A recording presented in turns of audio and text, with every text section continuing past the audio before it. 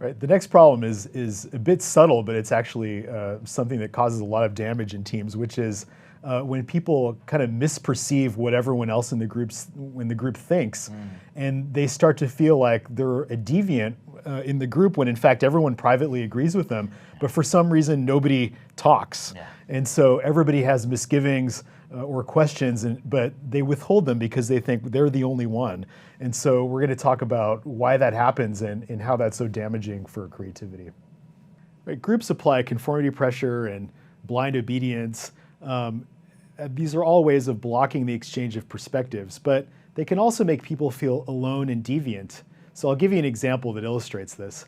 A social psychologist in the 1930s once traveled to a Puritan community to study norms around drinking and gambling.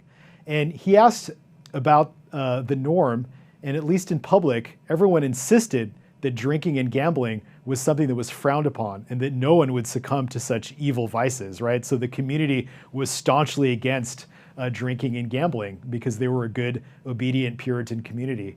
But privately, our fun-loving psychologists spent each evening with a different family in their homes drinking and gambling. And the curious thing is that each family insisted that they were the exceptions. We're the only ones who would do such a thing, so please don't tell anyone. And what was happening was that these families actually misperceived the true norm. They weren't deviant. In fact, they were exactly like everyone else. Everyone was in the hanging out in the privacy of their own homes, drinking and gambling. So sometimes we think we're deviant for holding a different perspective, and so we remain silent. And this silence allows misunderstandings to continue unchecked.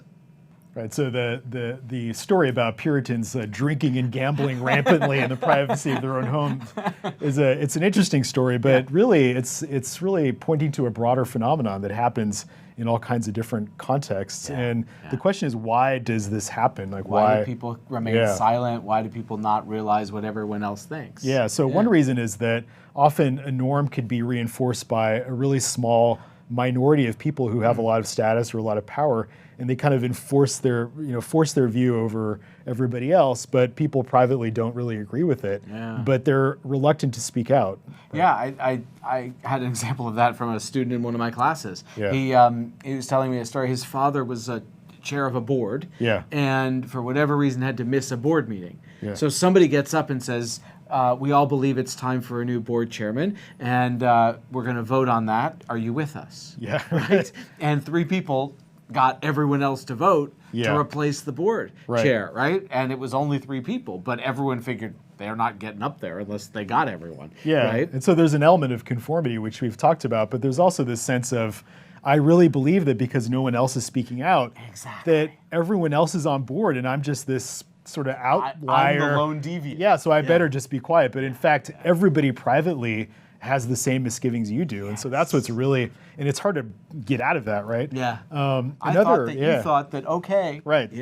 So another example is something called conservative lag, which is just that maybe the norms were accurate at some distant point in the past, but things change, but people fail to update their understanding of what the norm is. And so at time 1, you're accurate. At time 2, you're like wildly inaccurate, but nobody knows, right? And so we haven't updated. That's middle age for you. I'm still, you still young. Think you can lift that I can do that anything. weight. Well, but it's also, so take Illinois, right? So Illinois, had a bit of a reputation for having a good time. And, irrespective of whether we actually do to the same level that we used to, perform that way, we probably still have the reputation, certainly on some days of the year. And not just an external reputation, but everyone here sort of thinks about, that this is such a party school, when in fact the behaviors that are actually happening aren't in line with that, right? It's not as big a party school as it used to be necessarily. And so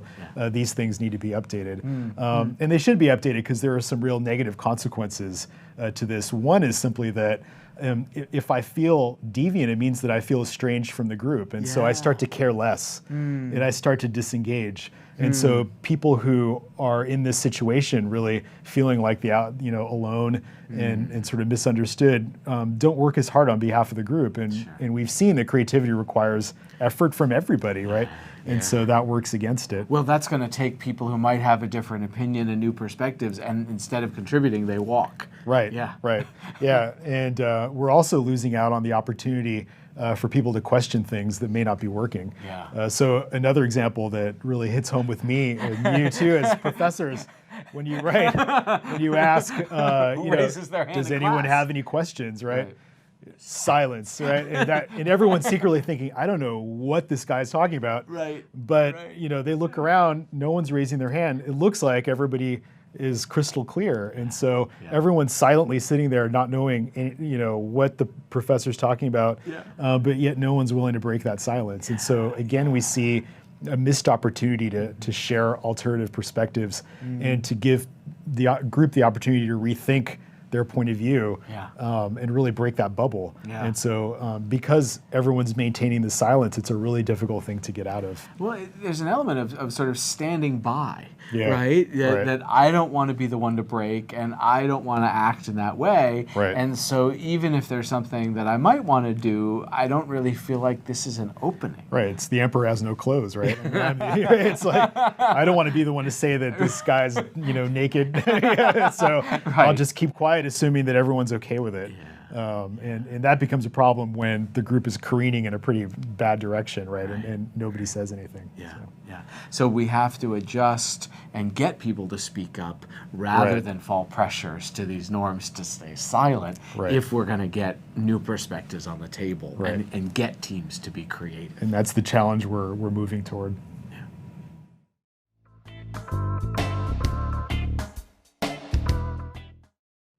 So in order for groups to be creative, we're really relying on people to express their authentic points of view and share their perspectives with others. But here again, we see that groups sort of work against that by sometimes creating this atmosphere of silence in which people feel like deviants when in fact they're thinking the same thing as everyone else. And so the problem is that we allow these mistaken perceptions to go on unquestioned, and these sort of erroneous understandings of what's going on to persist, even though they're completely inaccurate, outdated, or whatever. And so, again, what we see is that teams create the context that promotes silence rather than free expression.